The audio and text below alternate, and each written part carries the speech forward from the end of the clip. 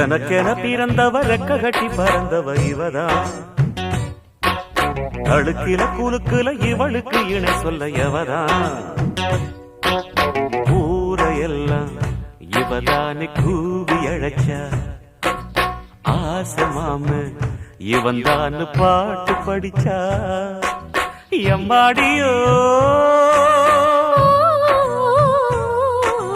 உனக்கென பிறந்தவ ரெக்க கட்டி பறந்தவ இவதான். என விட உனக்கு இங்கு மனசுக்கு பிடிச்சவ எவதான்.